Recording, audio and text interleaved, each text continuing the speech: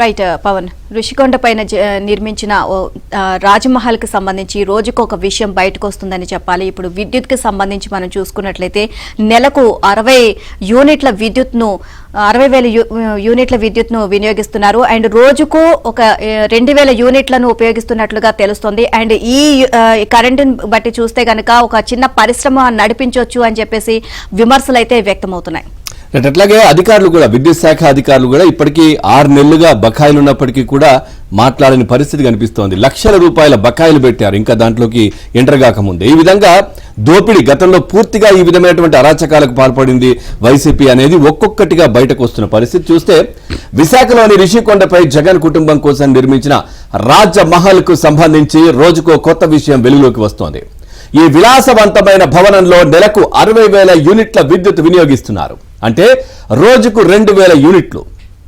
అంత మొత్తం విద్యుత్తో ఒక మధ్య తరహా పరిశ్రమ నడపొచ్చు. గత ఏడాది నవంబర్ నెల నుంచి విద్యుత్ వినియోగానికి బిల్లింగ్ జరుగుతోంది. జూన్ 18వ తేదీ నాటికి 54.52 లక్షలు బకాయి ఉంది. ఇప్పటి వరకు ఏపీ ఈపీడీసీఎల్ కి బిల్లు రూపాయి కూడా చెల్లించలేదు. ఇదంతా ఆంధ్రప్రదేశ్ పర్యాటకాభివృద్ధి సంస్థ ఘనతే. ఈ సంస్థ ఇతర ప్రాంతాల్లో నిర్వహిస్తున్న పర్యాటక అతిథి గృహాలకు విద్యుత్ బిల్లు చెల్లించకపోతే సరఫరా నిలిపివేసే అధికారులు ఇక్కడ 6 నెలలుగా బిల్లు కట్టకపోయినా చోద్యం చూస్తున్నారు.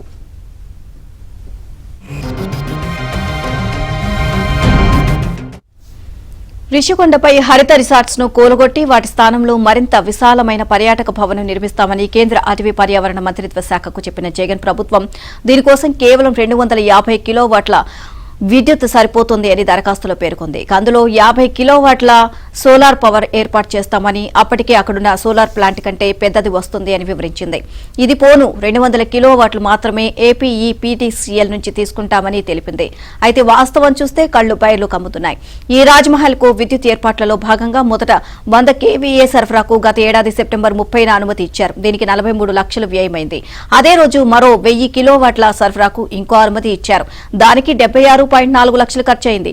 అదే ఏడాది నవంబర్ 29న మరో 100 కేవీఏ సరఫరాకు మరో కనెక్షన్ ఇచ్చారు. దానికి 15.4 లక్షలు వ్యయమైంది. ఇవన్నీ ఏర్పాటు చేశాక ఇక లాభం లేదని ఏకంగా హైబ్రిడ్ కంటైనర్ సబ్ స్టేషన్ ఏర్పాటు చేయాలని నిర్ణయించారు.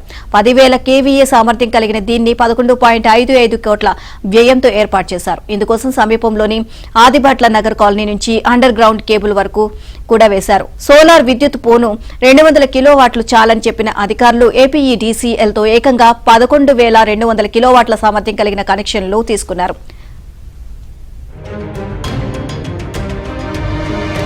ఒక్కటిగా బయటకు వస్తున్నాయి. దాని నిర్మాణం నుంచి ప్రతిదీ కూడా ఉల్లంఘనలతో పాటుగా భారీ వ్యయం చేశారంటే రూపాయి ఖర్చు పెట్టాల్సిన దగ్గర 10 నుంచి 100 రూపాయలు ఖర్చు పెట్టినటువంటి పరిస్థితి కనిపించింది. నిన్నే ఆల్రెడీ అందులో ఉన్నటువంటి రూమ్స్ సంబంధించి, ఎందుకంటే పర్యాటక శాఖ రూమ్స్ సంబంధించి 450 కోట్లు ఖర్చు పెడితే కేవలం 12 రూములు మాత్రమే ఉన్నాయి. ఈ రోజు మనకు వెలుగులోకి వచ్చింది ఏంటంటే అక్కడ వినియోగిస్తున్నటువంటి విద్యుత్తు నెలకి 10 లక్షల రూపాయలు. అంటే ఇంతవరకు కూడా లోపల ఎవరు దిగలేదు, కేవలం బయట ఉన్నటువంటి విద్యుత్ లైట్లు. ఆ సోయగం బయటకు కనిపించడానికి గత 6 నెలలుగా కూడా వేస్తున్నటువంటి కేవలం విద్యుత్తుకు సంబంధించి 54 లక్షల రూపాయలు ఇప్పటి వరకు ఈపీడీసీఎల్ కి బాకీ ఉన్నటువంటి పరిస్థితి అయితే కనిపిస్తుంది. నెలకి ఆ విద్యుత్ అంతా వినియోగిస్తే బయట పక్కన వినియోగించినటువంటి విద్యుత్ కి 10 లక్షల రూపాయలు పూర్తి స్థాయిలో కరెంటు బిల్లు వస్తుంది. అది పూర్తిగా వినియోగిస్తే సుమారుగా 15 నుంచి 25 లక్షల వరకు కూడా రావచ్చు అనేది ఒక అంచనా. ఇంత భారీ వ్యయం అనేది ఒక ప్యాలెస్ కూడా ఇంత ఖర్చు అవుదేమో, ఎందుకంటే ఇంత భారీగా విద్యుత్ కానీ రైతులు కానీ వినియోగిస్తున్నటువంటి పరిస్థితి కనిపిస్తుంది. మరోవైపు ఇక్కడికి ఒక కంటైనర్ సబ్ స్టేషన్ ఏర్పాటు చేసినటువంటి పరిస్థితి. సుమారుగా ఒక 6 కిలోమీటర్ల మీద అండర్ గ్రౌండ్ లైనింగ్ వేశారు. వీటికి కూడా ఇప్పటికి వచ్చి ఈపీడీసీఎల్ కి ఎలాంటి ఫీజులు చెల్లించలేదు. సాధారణంగా ఎప్పుడైనా సరే ఈపీడీసీఎల్ చిన్న పని కావాలన్నా, ఒక విద్యుత్ కనెక్షన్ కావాలంటే బిఫోర్ గానే ఖచ్చితంగా అప్లికేషన్ పెట్టుకొని లోడ్ ఎంత ఉంది, వాళ్ళు ఏమేమి వినియోగిస్తారు, ఏం చేస్తారు, ఇలాంటి విషయాలన్నీ కూడా ముందుగా చెప్పాలి.